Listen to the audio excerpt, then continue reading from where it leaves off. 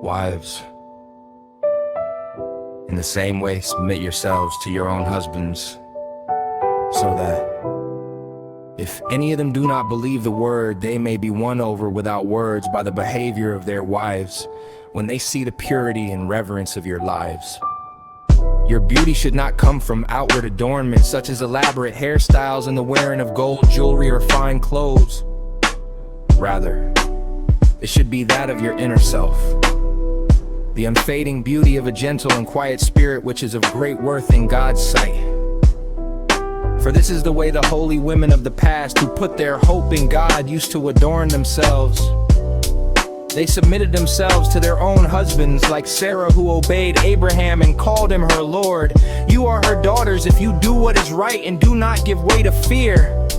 Husbands, in the same way, be considerate as you live with your wives, and treat them with respect as the weaker partner and as heirs with you of the gracious gift of life, so that nothing will hinder your prayers.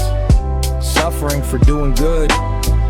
Finally, all of you be like-minded, be sympathetic, love one another, be compassionate and humble.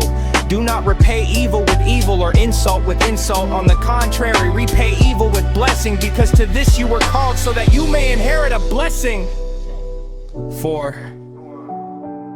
whoever would love life and see good days must keep their tongue from evil and their lips from deceitful speech.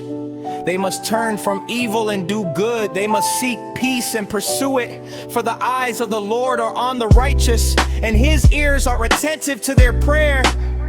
But the face of the Lord is against those who do evil.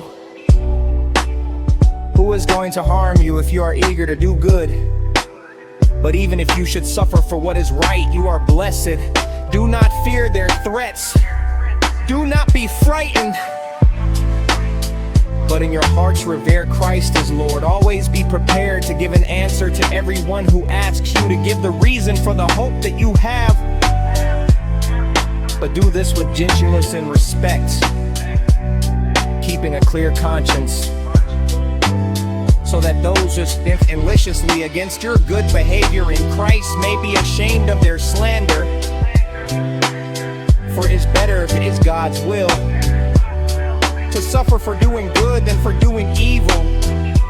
For Christ also suffered once for sins, the righteous for the unrighteous, to bring you to God. He was put to death in the body, but made alive in the spirit. After being made alive, he went and made proclamation to the imprisoned spirits, to those who were disobedient long ago, when God waited patiently in the days of Noah while the ark was being built. And it only a few people, 8 in all, were saved through water. And this water symbolizes baptism that now saves you also.